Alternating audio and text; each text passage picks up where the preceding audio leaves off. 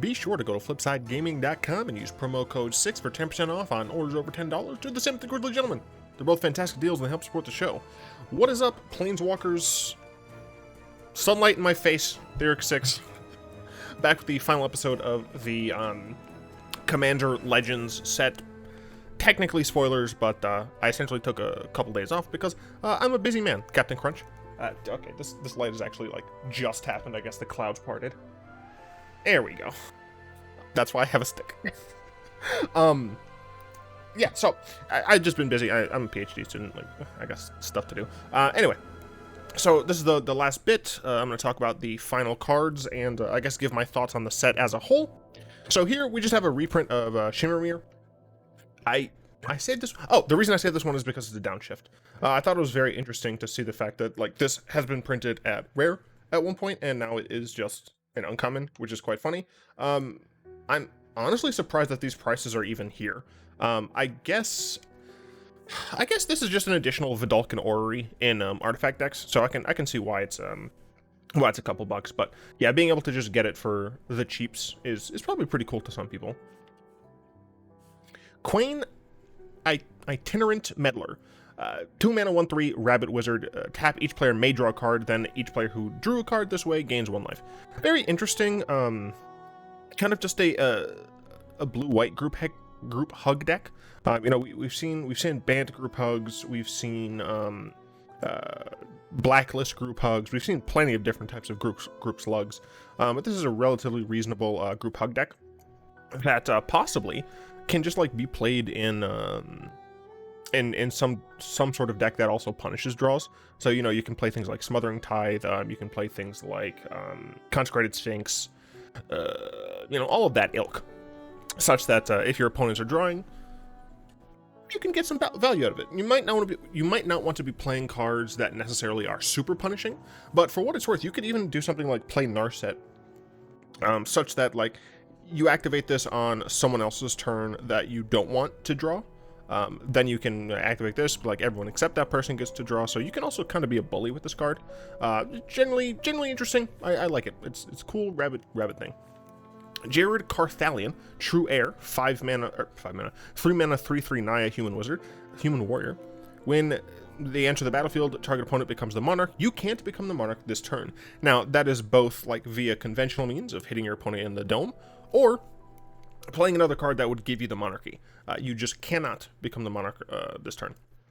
So actually what would be pretty cool is finding a way to play this at instant speed, right? Something like Scout's Warning that I said in one of the previous videos, being able to Scout's Warning this out, end of your opponent's turn or something, give it to the opponent who is the least likely to be able to defend, and then you hit them, and, like, boom, you're the monarch.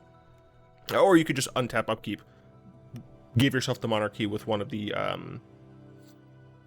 courts, one of the new courts, and bada bing, bada boom, you get the bonus.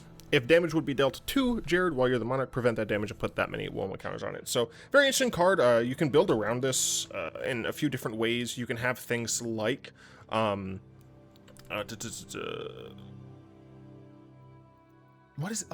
I mean, obviously there's Blasphemous Act, but there's a chain reaction, I think is what it is. Whichever one, like, is a 4 CMC card that, like, deals a bunch of damage to all of the creatures based on the number of creatures. So you can have things like that, self-damage cards. You can have Pariah. Pariah is quite interesting. Pariah is an enchantment that makes it so that instead of you taking the damage is dealt to one of your creatures. You can have a bunch of fog effects to maintain the monarchy, to just make sure you can do that. You can also have things like Ghostly Prison and Crawl Space to make it harder for your opponents to take the monarchy back. And then, yeah, if you can find ways of giving Jared evasion or whatever, then Jared can become a really interesting, like, pseudo Voltron commander, where you're essentially, like, gaining the monarchy, keeping the monarchy for quite a long time, accruing resources, making sure that Jared's getting bigger while you're wiping the board, essentially, protecting Jared from any opposing threats and whatnot, and then just getting him to a point where he's big enough to just 1 or 2 shot people and just dome. You've won the game. So I think Jared is a pretty interesting, pretty cool build-around type commander. Hamza, Guardian of Erishin. Unfortunately, this is a dude. The reason I say unfortunately is because I have a deck called Sisei's Girls Night Out, and There are still a couple legendary creatures who need to be replaced. But still, this is a really cool card. 6 mana for a 5/5 Elephant Warrior. Costs 1 less for each creature you control with a 1/1 counter on it. So it doesn't matter how many 1/1 counters are on the field, on your side of the field. It just matters how many creatures you have. So, you know, if you go turn 1 creature with a counter, turn 2 creature with a counter, turn 3 creature with a counter, this thing costs 3 less. You can play that the following turn. I mean, technically you could do 1, 2, whatever. It's fine. It's fine. So yeah, it's cool. But also, creature spells you cast cost 1 less to cast for each creature you control with a 1 counter on it. So this is actually really nice in a Hydra deck. You're going to be having a bunch of creatures who have 1/1 counters on them. You can scale them however you want because of the fact that they're Hydras and they have X's in their mana cost. And then you get bonuses, essentially. You get free extra counters on your Hydras, right? Say you have 3 creatures with +1/+1 counters on them. Let's say you have a Voracious Hydra, the X green card from Ravnica Allegiance or something like that. I don't remember exactly where it's from. If that costs 3 less, right, you can put 3 into X for free and just play green for it, and it'll come down with those 3 counters. So yeah, it's a really interesting card, very cool in the Abzan counters, the Selesnya counters, etc., etc. And I look forward to playing it in my Abzan counters list that I will be building at some point soonish, converting my green-black counters into an Abzan counters, because white has a lot of reasons to play it. Captain Vargas Rath is a 2-mana 1/1 Orc Pirate. Seeing a creature that beefy be a 1/1 is like really weird to me, but whatever. Whenever Vargas attacks, pirates you control get +1/+1 until end of turn for each time you've cast a commander from the command zone this game. So it's really interesting that Vargas like scales. If Vargas is your commander, it's interesting that Vargas scales like that. Vargas is slightly better in a pirate list that has partner commanders. I don't recall if there are a sufficient number of partner commander pirates that would work for this, but the reason it's better is because if you cast one of your if you cast partner A and then you cast partner B, those will count as 2 total for the sake of Captain Vargas. So yeah, it would get a little bit bigger. It's so weird seeing this card and not seeing haste, not seeing that like it grows innately. So you know, Vargas, for what it's worth, Vargas is good to be cheap, because if Vargas is your commander, then it's not too terrible for you to cast this several times during the game and still be able to get decent benefit from it. Interesting card, not my style. Belborka, Spectral Sergeant, 4 mana, star 5, Spirit Soldier. Note the converted mana cost of each card as it's put into exile. I don't know how often Note is on a black bordered card. I'm actually going to check. Note. I should have also done like black border, but I mean, a lot of this is just, yeah, I mean, there's almost none essentially. So this is a very interesting, like, kind of new text. Note the converted mana cost of each card as it is put in exile. This includes cards that aren't your own. Belborka's power is equal to the number, or the greatest number noted for this turn. At the beginning of your upkeep, exile the top card of your library. You may play that card this turn. So for what it's worth, this is overall. So even if you cast the card that you exiled that has the highest, so if you like play Belborka on turn 5, you exile a 5-drop, and then you immediately play that 5-drop. Say it like has haste or something, and you want to cast it before combat. This will still have 5 power because it's for the entire turn. What's cool about this card, I guess, is the fact that this is still, you know, it's still kind of the typical Boros space of being a combat-centric card, right? This thing's power scales. I will admit that I like the fact that it has at least 5. It has 5 toughness. If it had 4, this card would be weak AF. But 5, I think, is a good spot for this to be at. It's never going to be like super blank on your turn, because you do get to exile the top card. For what it's worth, you want to be putting a lot of exile effects in this deck. And the reason for that is you are going to exile lands from time to time. Roughly 40%. It's less than that, but whatever. So having a way to make sure you're getting through damage is quite nice. What's nice is that you can play those cards. It's not just cast, so you can play the lands that you are exiling off of Bell. You can do instant speed things, right? So if you're attacking with Belborka and you exile like a 2-drop or something like that, then, you know, bada bing, bada boom, someone's like, I'm not going to block this. And then you exile like someone's consecrated Sphinx off the board, and all of a sudden this has 6 power. Like, that's nice, it's cool. It doesn't have evasion, unfortunate. There's only so far it'll scale. So, you know, it has limitations, but it's at least like interesting Boros combat center design, right? It's also like pseudo card advantage as well. So, you know, this is an interesting commander for sure. Finclade Fugitives. It's gross. 6 mana, 7/4 Elf Salamander Rogue. These are Simic creatures. Finclade Fugitives can't be blocked by creatures with power 2 or less. It has essentially the questing beast unblockability. I'm sure there's earlier creatures, but I don't care. It has Encore for cheaper than itself. It's really just a draft card, I think. Not really a reason to be playing a 6 mana 7/4 with Garbo evasion. Volcanic Torrent is a 5 mana Cascade sorcery. So we see here, this is a Baloth. Cool looking Baloth. And I assume this is a Drake. I can't really see any arms here, so I think in Magic this is a Drake, but still. Torrent deals X damage to each creature and planeswalker your opponent's control, where X is the number of spells you've cast this turn. So, when you cast this, right, unless you cascade into something garbage, the average you're going to be looking at is 2. Right, you cast this like on 5, you hit one other spell that doesn't have Cascade, that gets cast, this finishes resolving, that's 2. For what it's worth, for 5 damage and essentially a free spell off the top, 2 to all of their creatures and planeswalkers is good. Like, that's a fine rate, even if it's just 2. But I think the place where you play this is decks that either have like a lot of cheap cantrips or rituals, or has a lot of other cards with Cascade.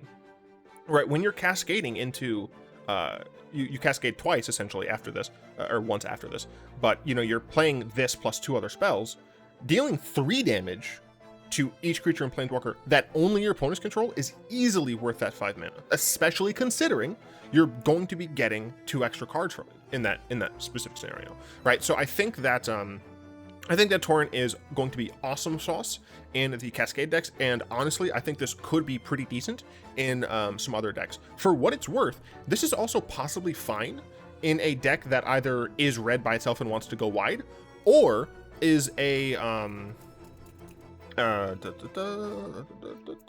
the word I'm looking for? Voltron deck, because you're not hitting your own creature, right? A lot of the red board wipes do hit everything. This doesn't.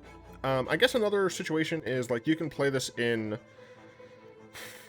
I mean, you could theoretically play this in like a slow storm deck, one that isn't trying to go off all at once in one turn. They're playing a lot of cantrips and rituals and stuff and drawing cards, but they're really trying to like get spells in their graveyard so that they can use them from the graveyard, something like that, where you can, you can ritual like once for this card, get a free cantrip out of it, and have that do damage. So there's room for this card in Commander, and I do honestly hope it sees some decent play, because I like the design of this card.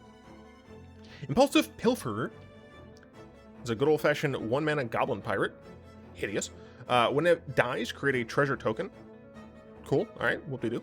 Encore 4. So these get sacrificed, they don't get exiled, so that's quite nice. It means that if you have 3 opponents and you Encore for this, you're going to have 3 total tokens of this, copies. You're going to then have them die or get sacked after combat, whatever, and you'll have 3 treasure. So you're getting a rebate on this card, essentially. Like the 1 mana, it pays for itself with the treasure when it dies. The 4 mana nearly pays for itself when it dies. But it's an interesting way of just like banking mana off of you essentially using a card, right? Even if you don't end up like getting in value on these attacks, just encoring this just to do it is often fine if you're setting up for a follow-up turn. I'm not the biggest fan, but that's mostly because I don't play red often. Frenzied Saddlebrute is a 5-mana 5/4 Orc Warrior. This is another Tarkir. Haste. All creatures can attack your opponents and planeswalkers your opponents control as though those creatures had haste. This is another red design that I really, really like.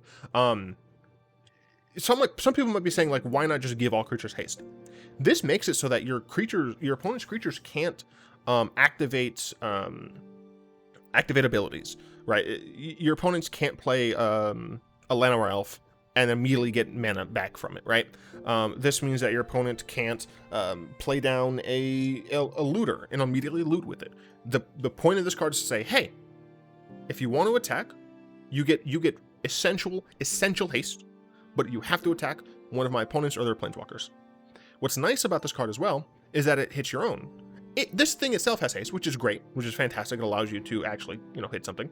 The haste is kind of redundant, I guess. Yeah, the haste is, I think, technically redundant on this, but that's possibly just there to make sure that certain scenarios occur where, like, players aren't confused. But this means that your creatures can also attack your opponents, but your creatures they don't have haste. So even your creatures aren't going to be able to activate their abilities. And you might be saying, like, that's a bad thing about the design, but I disagree. I think that's a very interesting thing about this design, because this is obviously a card that wants you to be aggressive. Mardu doesn't want you to be, well, for what's worth, I don't know if this is a Mardu. I think this is actually technically Kolagon. But, that clan doesn't want you to be thinking. They want you to be hating. So this is a really cool design. I absolutely love it, and I hope to see this in decks. Fathom Fleet Sword Jack is a 4-mana 4/3 Orc Pirate. When Fathom Fleet attacks, it deals damage to the player or planeswalker it's attacking equal to the number of artifacts you control. So this is a weird one to me. This could theoretically, like, obviously, like, looking at it, this is hinting like, hey, play me in an equipment deck. But you could be playing, like, just a red colorless, essentially, artifact aggressive deck that includes things like Bomat Courier, like other things whose names I don't realize because I don't play aggressive decks that are red. Do I have an aggressive EDH deck? Oh yeah, I technically do. Kalia arguably is aggressive. What is the Sylvia and Porvath, and then technically my Abzan counters deck is going to be more aggressive than not. But still, I think this is pretty interesting because you can be in a situation where, like, you are playing, like, some of these, like, really dumb artifacts, but you're still, like, your goal isn't to be, I'm just going to be nerdling. It's like, I'm going to be playing these really cool artifacts, but I'm also going to be beating you to death, right? And this just deals the damage. Like, it's on attack. So your opponent has to deal with this before they even get a chance to block, right? You just get to be like, all right, I'll move to attacks. All good, cool. I attack, trigger. I have 7 artifacts right now. Get domed. Like, just get domed. It's fantastic. It's a little bit less effective if you're attacking a planeswalker, but what's nice is that if your opponent has a bunch of chump blockers, you can still essentially kill that planeswalker. So it's very nice. It has an encore, which is fine. It's reasonable. Being able to essentially just get these triggers off. This is actually one of the encore cards that I like the most. And, like, you don't have to be playing in this, like, weird wonky deck that I'm talking about. You can just play this in an equipment deck, right? You can be playing this with Goda.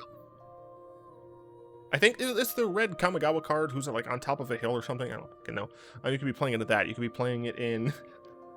I was about to say Jor Kadeen. Jor, dude, this is what commander cards use. This is what Boris used to have, man. This is what Boros commanders used to get. This. Fucking Jor Kadeen, dude. It's garbage. Yeah. Anyway, this card's cool. Explosion of Riches is a 6-mana sorcery. Draw a card, then each other player may draw a card. Whenever a card is drawn this way, Explosion of Riches deals 5 damage to target opponent chosen at random from among your opponents. So this is a really interesting thing, right? Because at minimum, this is draw a card, deal 5 damage to a random opponent. This isn't going to hit, like, a planeswalker, which is actually good here. This isn't going to hit any, like, nonsense creatures. The range of things that this can hit is relatively narrow. First of all, if you can copy this card, nuts. I don't know how often other players are going to draw from this, but depending on the greed of your opponents, you can get some decent-ish damage here. Now, I do think that you want to be playing this in a more high-end spell deck, something like Mizzix, something like Melik, or even spell-based Riku, where you're going to be wanting to either potentially copy this card or have a way of making this card cheaper.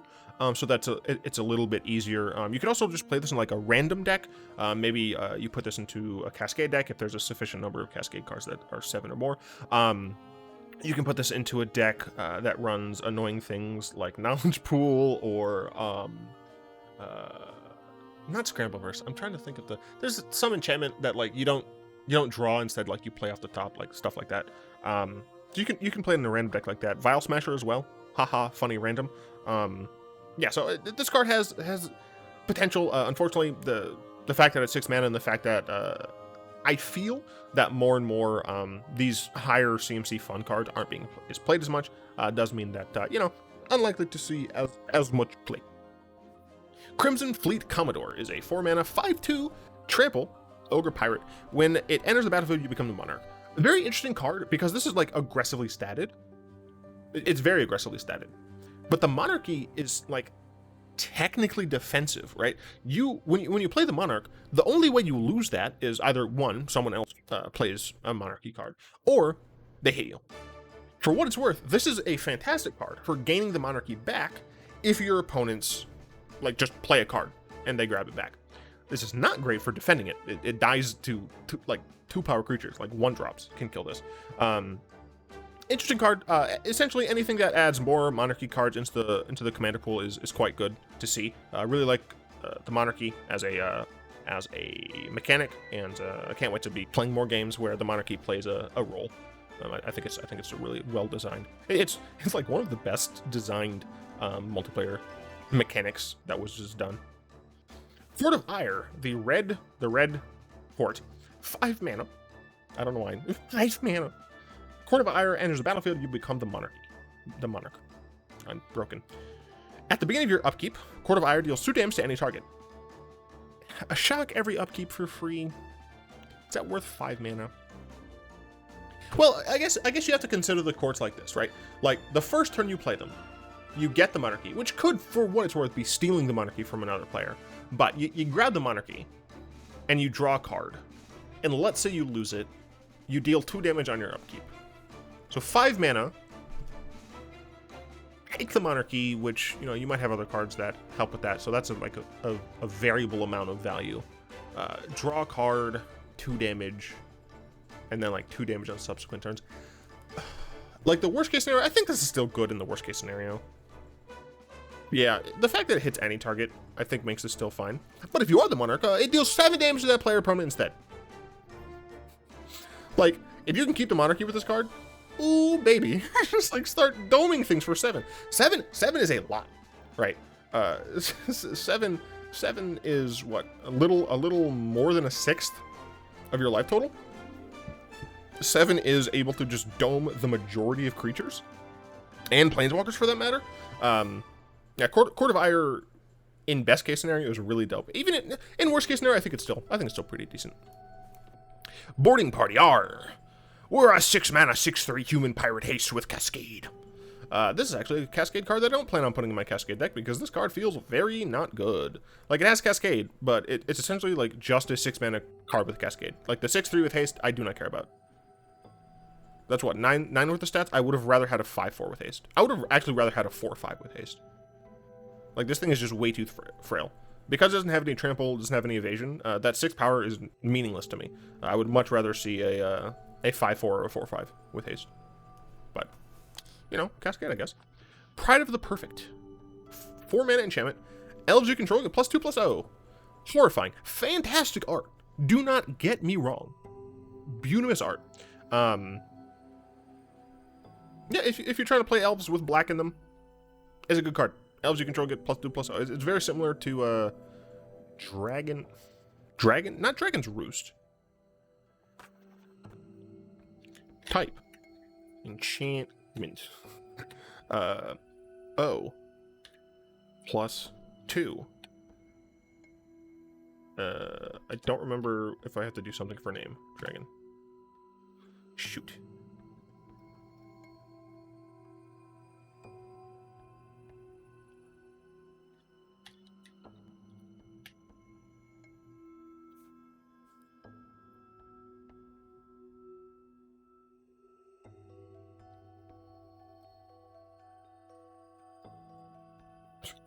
I must do it. You don't understand.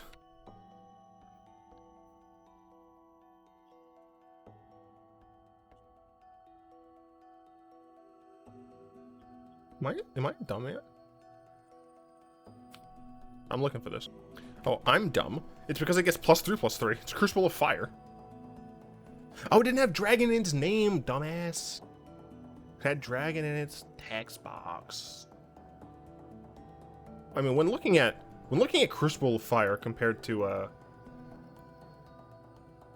this, it's very different. Although elves do have ramp, although dragons, I don't know. Sure, go wide with elf tokens. I don't play elves. Elves suck. Speaking of elves suck, Miara, Thorn of the Glade is a 2-mana 1/2 elf scout with partner. When she or another elf you control dies, you may pay 1 and 1 life. If you do, draw a card. So this is kind of interesting because now you're paying the life, right? You're not paying a single mana to draw a card and lose 1 life. You're paying 1 and 1. So effects that say that like you can't pay life in order to activate effects, well, this isn't activating effect. Shut up.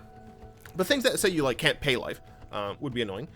Things that benefit from paying life is quite nice. I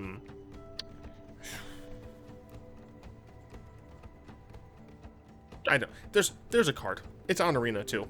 But I do not know what it is called. I mean, it's an enchantment, so I guess I should probably do that as well. But it cares about you paying life. Why not I just do this? No, blood's fine. Oh. Pay. Oh. Life. Font of Agonies, there you go. So you can actually play something like Font of Agonies in a deck like this, where you can get value out of that. So it's a small thing to note, but it's something still to note. Feast of Succession. 6 mana, all creatures get -4/-4 until end of turn, you become the monarch. This is essentially Languish. For 2 more, you get to become the monarch. Is that good? I don't know. Part of it kind of depends on how frequent the monarch is going to be important. Another part of it depends on the relative size of the creatures in your party, in your playgroup. If your playgroup plays with a lot of smaller creatures, medium small, then this is probably going to be fine. Even though it's 6 mana, a board wipe that gives you the monarchy is probably going to be decent. At least if you're playing in the way I prefer, which is fun.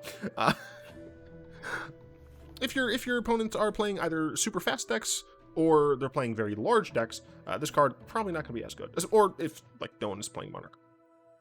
Elvish Doomsayer. This is actually I'll show you in a second. 2 mana, 1/1 Elf Shaman. When it dies, each opponent discards a card. Elvish.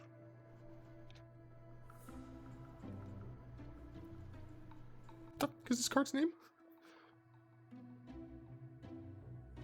Why am I so stupid? Why can't I remember like any cards today, dude? There it is, Elvish Visionary. Dumb. Yeah, so Elvish Visionary is like look at all of this, right? 2 mana, 1/1 Elf Shaman. When it enters, you get to draw a card. When this look at that background, 2 mana, 1/1. When it dies, each opponent discards a card. Reference. No, it's cool. It's obviously different from Visionary. Visionary is arguably going to be better because of the fact that it kind of depends. Drawing a card typically is going to be better than making your opponents each discard a card, especially on ETB, because while there are plenty of ways to abuse dying, there I think are more ways to abuse ETBs, but also like your opponents are going to know that this is on the board, right? They're going to be able to play around it as best they can. So Trove Tracker. 3 mana, Human Pirate, 2/2. When it dies, draw a card. It has Encore. It sure is a common pirate for a draft. Body of Knowledge. 5 mana, Avatar, star. Body of Knowledge's power and toughness are each equal to the number of cards in your hand. You have no maximum hand size. Whenever Body of Knowledge is dealt damage, draw that many cards. I have to wait for the comprehensive rules to be updated. But whenever body of knowledge is dealt damage, draw that many cards.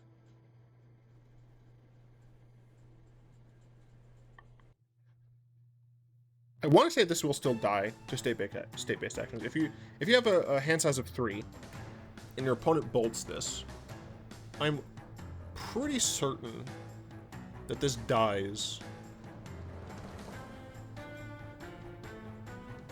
Yeah, before, like, even if the spell goes on this deck, before resolution of the spell, you'd be checking for state-based actions. And this would be a 3 toughness creature with 3 damage marked on it. Yeah, so I'm fairly certain this would die. That said, this is very similar to other cards we've seen before. Things like, there's a card that you can suspend that each time a time counter is removed from it, you draw a card. I believe that's also Star. There is Psychosis Crawler. That is a 5 mana Star. That's an artifact. There are others. What? Where's my magic knowledge going, bruh? I'm scared. Triumphant Reckoning. This is the last part of this 9 spell cycle.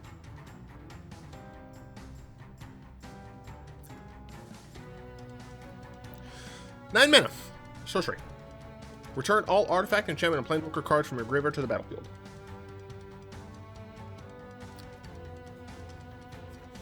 White, the color of having a lot of great creatures. For what it's worth, white also interacts favorably with all of these. Artifacts, enchantments, and planeswalkers.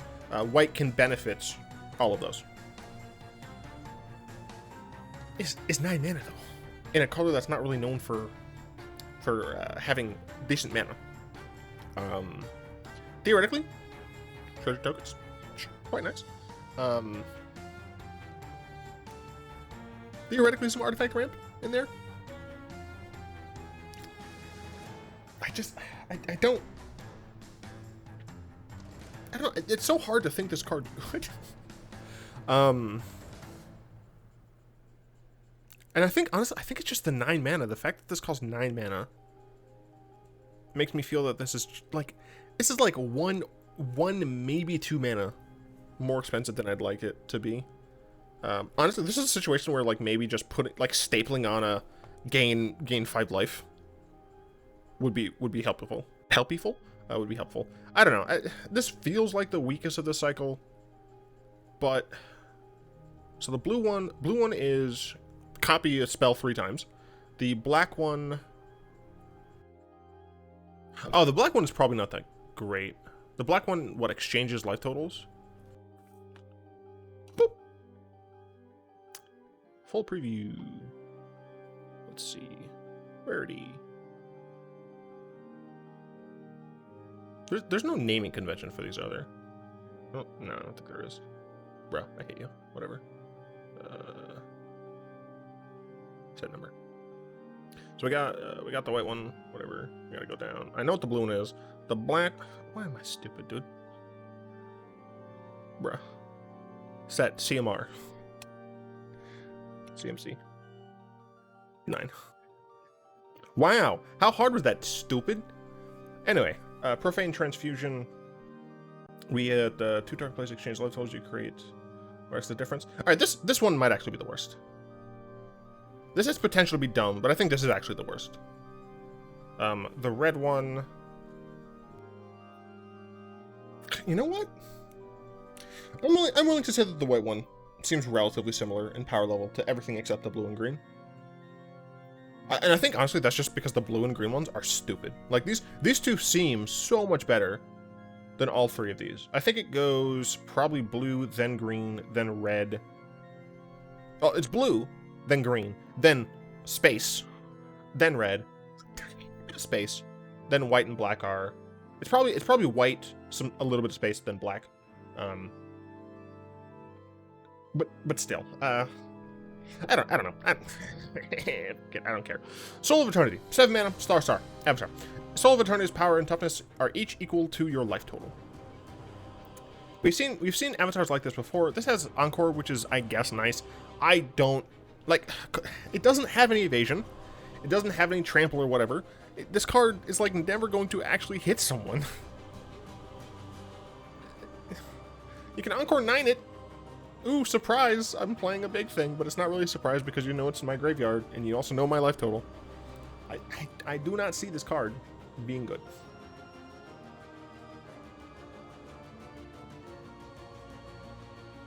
It's actually like one of the first extended border cards that I think I like. This is not an Amonkhet, is it? I legitimately can't tell. Huge if true. Alharu, Solemn Ritualist. I can't speak human words. Human Monk, 3/3. When Alharu enters the battlefield, put a 1/1 counter on each of up to 2 other target creatures. Whenever a non-token creature you control with a 1/1 counter on it dies, create a 1/1 white spirit creature token with flying. This has partner. They're 5/5, or they're 5 mana for a 3/3. It can't buff itself with the 1/1 counter. Arguably speaking, it's a 5 mana 5/5 because you are getting that potential +1/+1. Honestly, this is probably not going to make the cut in Abzan counters. Yeah, I don't see this making the cut. Hellkite Courser. 6. What the? The dragon has a beak. Dragon has a beak, dude. 6 mana, 6/5 mythic. Flying Dragon. When Hellkite Courser enters the battlefield, you may put a commander you own from the command zone onto the battlefield. It gains haste. Return it to the command zone at the beginning of the next end step. So, this time ETB, not attack. Very kind of important, actually. What's nice is that this doesn't actually increase your command tax because it's putting it onto the battlefield. Your command tax only increases when you cast it from the command zone. So, for what it's worth, the way many players play it is that they don't actually uptick their command tax until the commander's put in there from, like, dying or whatever. But technically, as soon as you cast it that first time, that's when it ticks up. And it's based just on, like, casting from the command zone. Yeah, it's not about going to or from the command zone. It's all about being cast from there. 6 mana, 6/5. It gains haste. This card seems dope with Kaalia. Like, obviously, like, if you putting it in to the battlefield with Kaalia, not actually great. But, like, later on in the game, after your Kalia's died a couple times, and she costs a decent amount anyway, just, like, playing this card, getting Kaalia, like, into the battlefield with haste, and then bada bing, bada boom, attacking, and putting in an angel, demon, what have you, dragon, that could be quite nice. Also, good card in Sylvian Korvath. Oh my god! Bruh, this plus the Dragon. Because this will be 5 mana with the Dragon out. I think there's a... whatever, it's fine. Dragon. The Dragon. 1 less to cast. 10/10, flyer. When 1 or more dragons you control attack, draw that many cards, then you may put a permanent card from your hand on the battlefield. Bruh. This card is dumb. Dude! Oh, dude, that's sick. That's sick, dude. If your commander has ETBs, this is cool. Dude, this card's awesome. This is a fun red mythic, dude. And it gets to be a dragon. It's like reasonable as well. Like, even if your commander's on the field, like, this card's still just reasonable. Like, 6 mana, 6/5 with flying. That's fine, even if you're not getting the value out of it. This is sweet. This is a sick ass card, dude. Elvish Doomsayer. 5 mana for a 3/3 zombie elf. Death Touch. When Elvish Dreadlord dies, each non-elf creature gets -3/-3 until end of turn. I'm very sad because whenever I see a zombie, I'm like, is this new toys for Gisa? This one, not a new toy for Gisa. This kills zombies that are not elves. Very interesting card. It's when it dies, so you're gonna need a way to, like, control when this thing dies. But what's cool, like, for what it's worth, like, it is a Death Touch creature. Like, that's nice. It attacks annoyingly, it blocks annoyingly. It has Encore, and this Encore 7 is a lot better than the white Encore 7, because this Encore 7, you don't necessarily have to, like, get in for damage. For what it's worth, right? You can still attack, doesn't matter. But this just, if you have 3 opponents, which is what I'm going to be doing when I evaluate Encore, for what it's worth, 2 might be a little bit more realistic based on, maybe it's late in the game, but I don't care. you get 3 of these, which is -9/-9 to non-elf creatures. I assume you're playing this in an elf deck. Not bad if you're playing this in an elf deck. Like, pretty decent, kind of. Anointer of Valor, 6 mana, flying angle. She's a 3/5. Flying, whenever a creature attacks, you may pay 3. When you do, put a 1/1 counter on that creature. This card is bad. Like, it's cool. Why can't it be either a little bit cheaper up front, or, like, whenever creature attacks, pay 2? Bruh, let me pay life, too. Like 2 mana, 1 life. 2 mana, 2 life, even, is just better than 3 mana. Like, 3 mana is the difference between, like, having this be 3 mana is the difference between putting this, putting 1/1 counter on 2 creatures versus 3. And, like, that is actually big. 6 mana, 3/5. Like, you're not getting the value off of this the turn you play it. No, yeah, this card costs just a little too much. In several aspects. Me am sad. Yeah, me am sad. This is draft card. Guildless Commons is hilarious because it's not a fucking common. And the thing, you'll understand in a second. Guildless Commons enter the battlefield tapped. When it enters the battlefield, return a land you control to its owner's hand. Tap. Add colorless. You might be saying, this card seems very weird, but also familiar. It's because it's part of it's essentially the Karoo lands. And this is Guildless because this is a Ravnican card, right? This is Ravnica right here. Zorius Chancery. This is the card this is imitating. Sure, a lot of the recent reprintings were uncommons. I don't care. This card is legal in Pauper. This is a common card, legal in Pauper. These cards are played in Pauper. For what it's worth, Tron also played in Pauper. Technically speaking, we don't need this in Pauper. But, like, it would have been nice. Like, just to have the option to play this in Pauper. It's even says commons right there. Like, this is obviously part of that cycle, but you can't play it in Pauper. No, I mean, it's cool. It's cool. This means that the like more budget style colorless decks can play with Karoo lands, essentially. You can get, for what it's worth, I think this is actually better in colorless decks, because a lot of the colorless lands you have are going to have like effects of whatever kind. This can reset a blast zone if maybe you ticked it too high. This can give you another scry off your Zalfiran Void. This can I don't know. It can just do a bunch of things. It can just reset a bunch of your lands. For what it's worth, I guess this also gets to like bounce something of yours if it's been turned into a land. So like Banished to the Moon, I think, does that. I know there's a great card, Song of the Dryads. So being able to like rescue your Ulamog or whatever from under one of those can be quite nice. I like this card. I like that they've completed the cycle. Ingenuity Engine, 7 mana Cascade artifact. Pay 1, tap, sacrifice an artifact, return target artifact you control to its owner's hand. Once again, I think I have to. That's a command sphere, bruh. Sphere. Look at this. That's absolutely meant to depict a command sphere. Interesting. I'm pretty sure you can't sack itself and put it back in your hand. Sacrifice an artifact. Return target artifact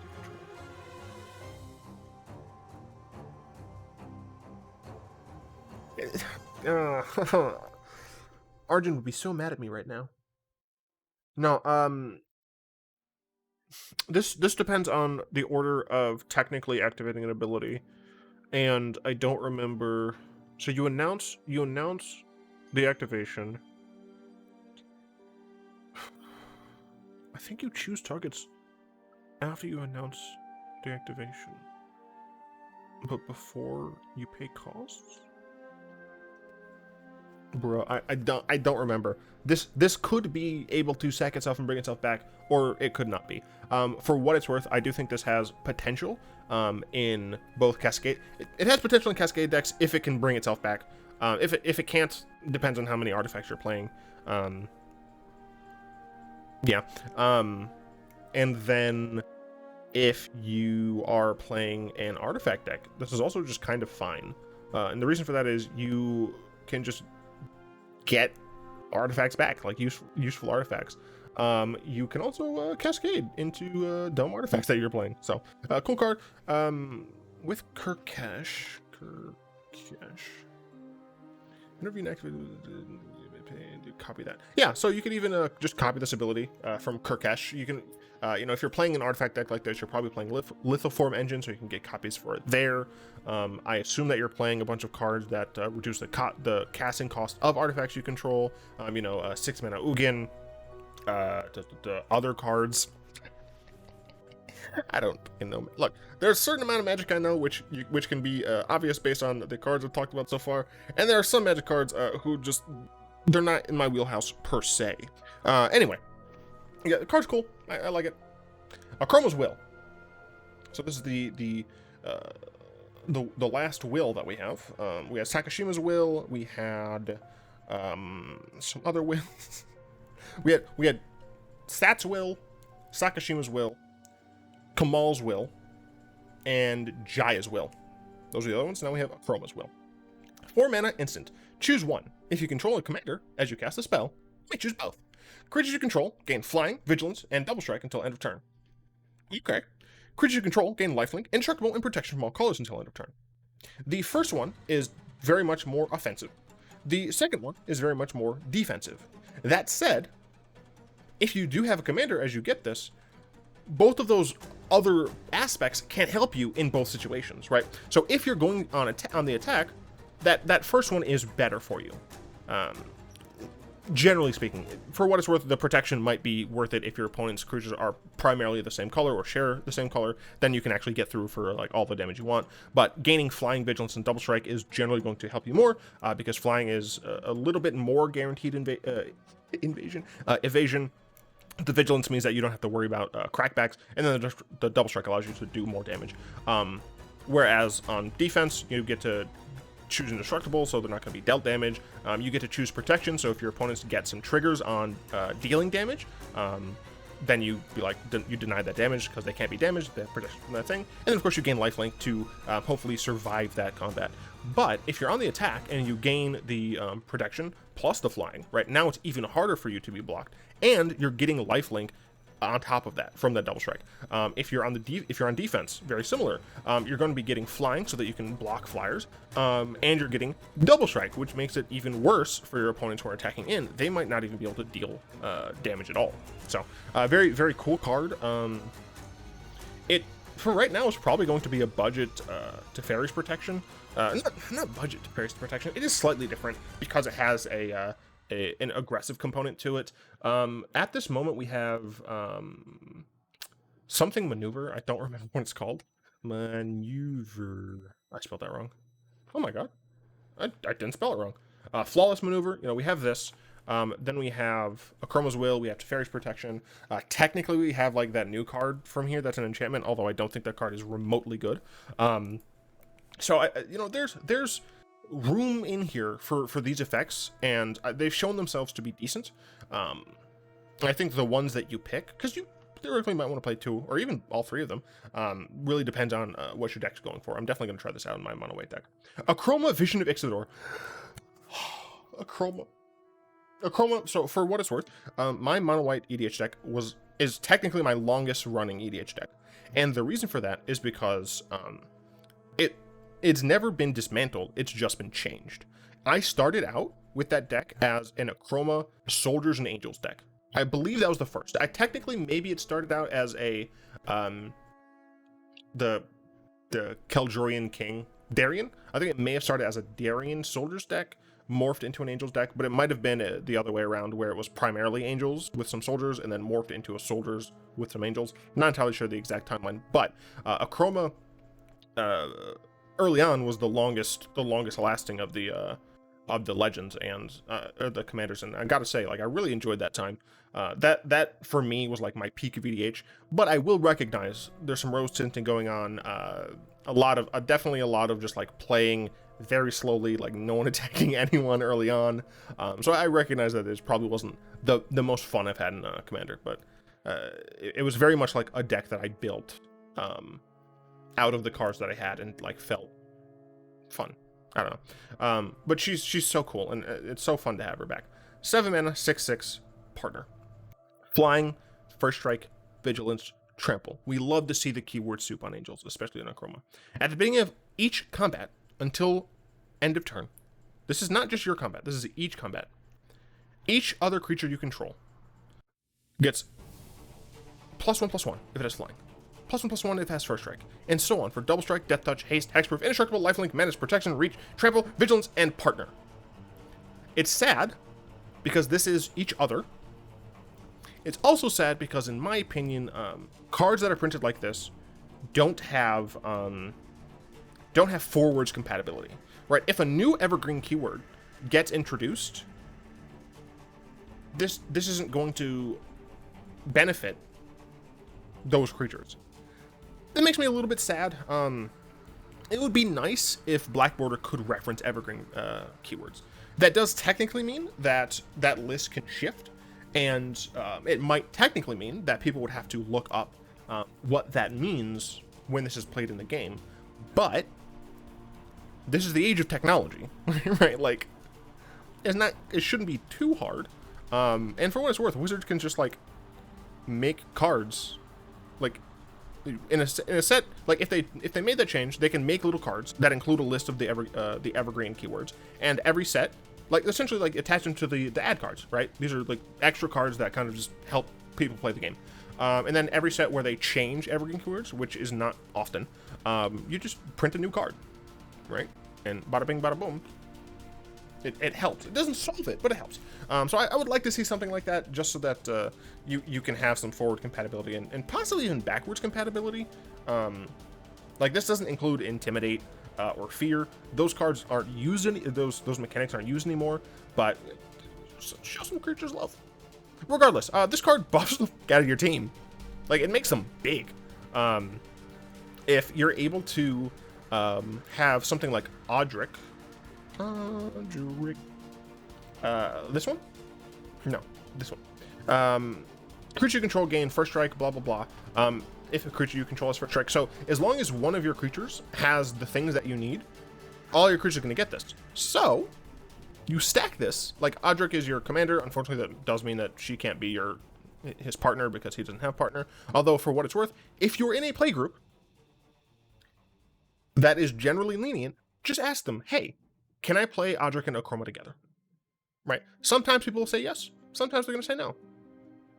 Akroma is a 7-mana card, but technically having access to it at all times does make it a little bit different because you have specifically Audric, a card that's going to work with it. But rule number 0, ask your playgroup. If they say yes, boom, you have Akroma, you have your best case scenario. If they say no, you can either have another mono white partner where you have Akroma as the main and the other partner there as well to help her out, or you just put Akroma right into the 99 and you use a normal Audric deck, and the deck should probably be built around these keywords anyway, because both Audric and Akroma work well with them. So I definitely urge you to do something like that. And if you're in a play group where someone brings up some kind of weird wonky stuff like this, try it out. Like even if it's just once, give it a try, see how it goes, and if you think their deck is bonkers, just be like, hey, I thought your deck kind of operated a little bit too smoothly there. Maybe we shouldn't continue this non-partner partnering. But if not, like that means like, hey, like your friend is having a better time. Maybe you're having a better time because you're experiencing something that wasn't necessarily intended. And what that means is that if you're in a group like this, you're fostering an environment that is accepting of these kind of wonky things. So now if you see something that like you really want to do, maybe you want to be playing with a Nephilim, maybe you want to be playing with something that isn't technically a legendary creature like the Nephilim, but like feels like it, like Chromanticore, for example, right? Maybe you want to be playing with Genju of the 5-mana Genju, right? Maybe you want to be doing stuff like that. You can be like, hey, can I do this, right? Maybe you're playing a red-green werewolf deck, and you're like, hey, can I play Garrick the Cursed? Technically speaking, his black side his backside has a black indicator, so he's green-black. So technically this is not in my color, my commander identity, but like I only have to cast green for him. He has the whole transform thing. It works really well, and maybe they're going to be more receptive to that because you're receptive to them. So just everyone, every time you're playing commander, just remember rule 0. If you're not sure about something, just bring it up with your play groups. You like gauge, and if someone brings something up to you, be reasonable and fair, and like think about, do you think this is actually going to affect your chances of having fun? Not your chances of winning, of having fun. Because at the end of the day, that's what matters. Even if your goal is to win, right? If you're not having fun while you're winning, why even play? Anyway, that was a long, like, random aside. I think Akroma's awesome. I love her to death. Is she gonna go into 8.5 tails? No, she's going into Sis Says Girls Night Out though.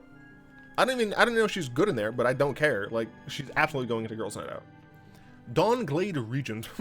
Yes. 7 mana, 8/8 elk.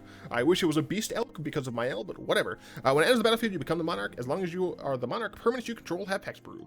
I love it. Permanents you control have hexproof as long as you're the monarch. That's pretty cool in decks that are that have a few big creatures. You don't want them to just like be targeted by nonsense. Big creatures are often relatively difficult to kill.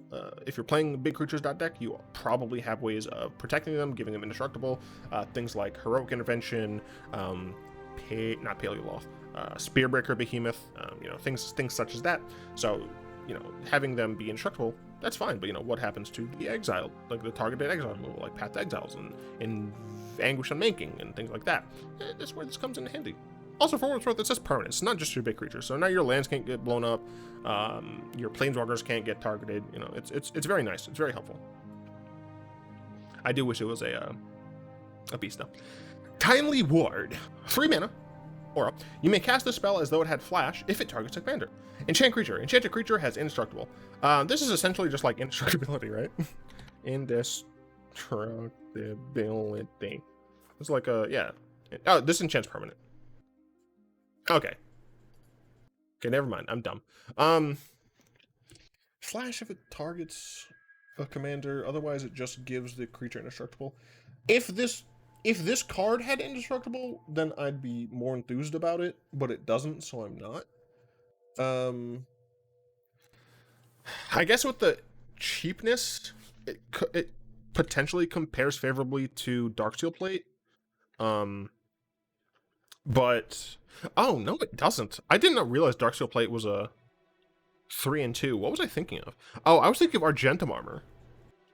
I was thinking about the cost of Argentum Armor. No, like the fact, like having flash is nice when it targets your commander. Like, don't get me wrong, but this is indestructible. This is not.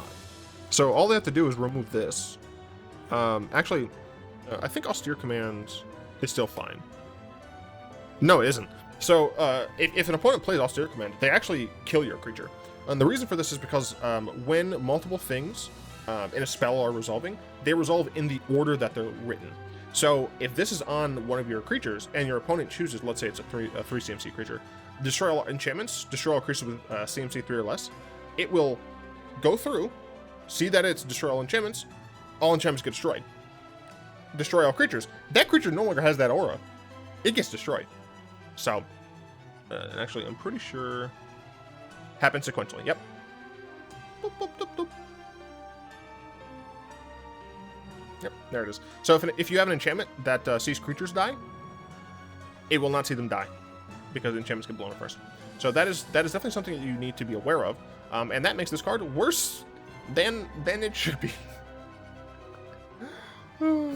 If this just had indestructible, would it be too good? I don't. Maybe there's so many ways to exile enchantments in Commander now, so I feel like it isn't. Also, apologies if the music is too loud. We're in the home stretch, so I'm not going to change it.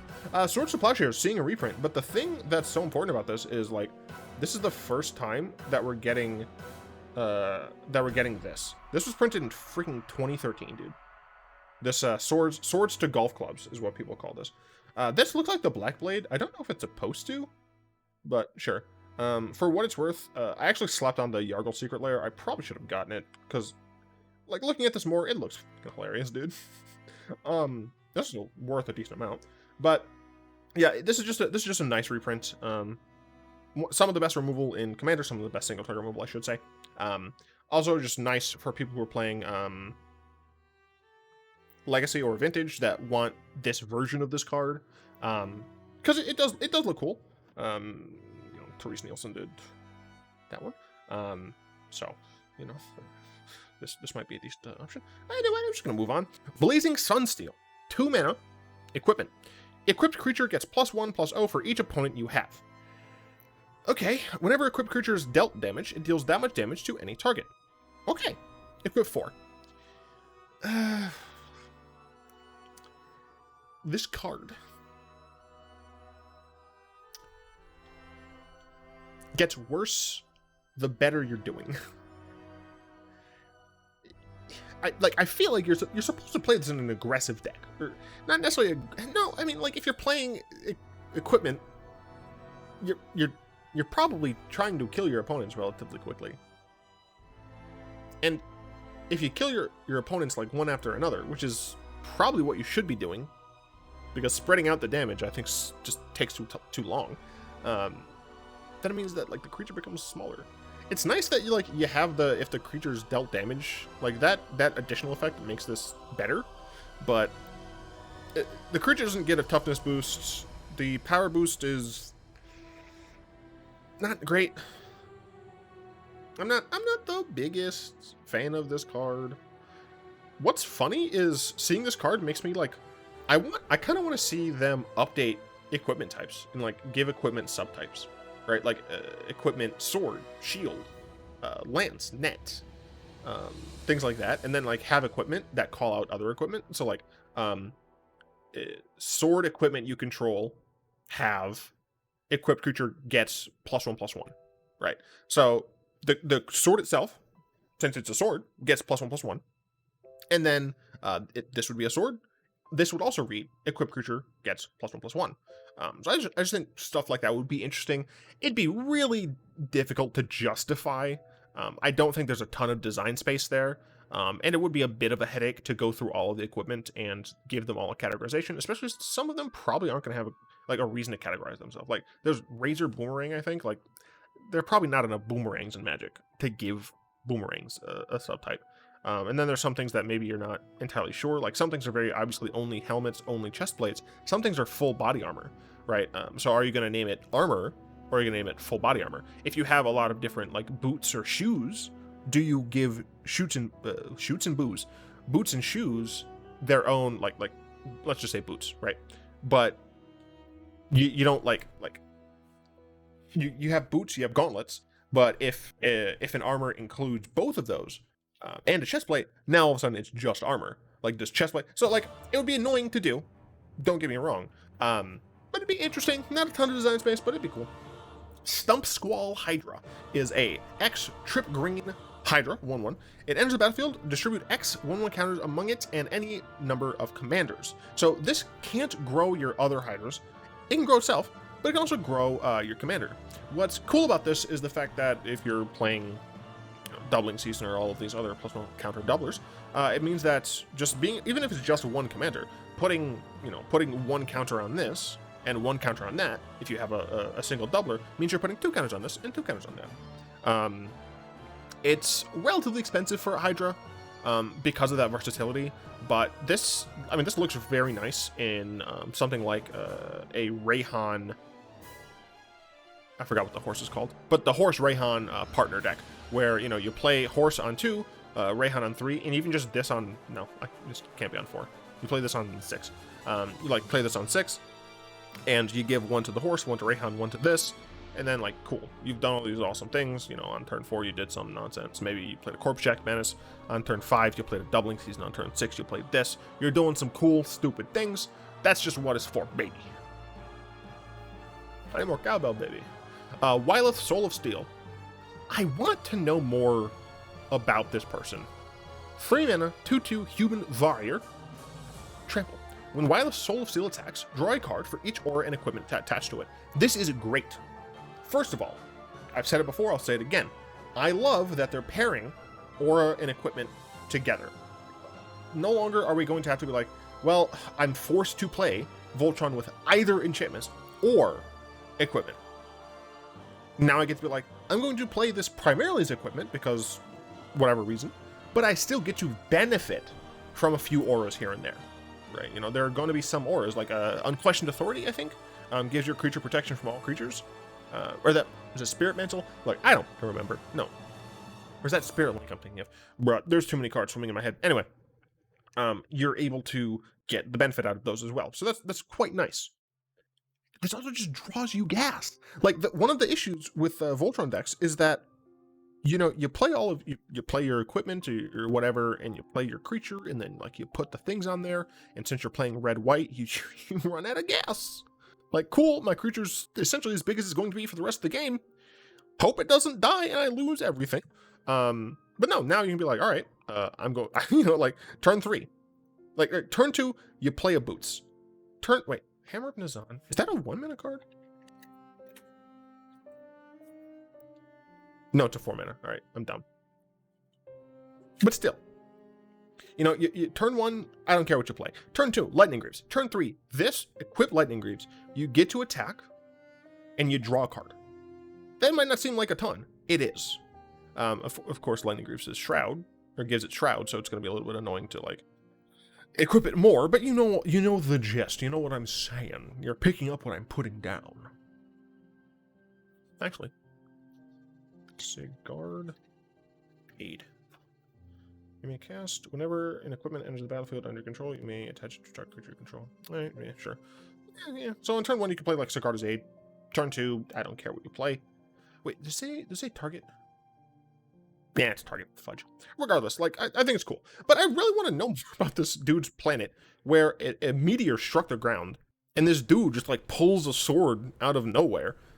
It seems very interesting. AC, Tyrant of Gyre Strait.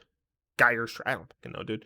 6 mana, 5/5 Serpent. You may play an additional land on each of your turns whenever a land enters the battlefield under your control. Yes, I'm still watching.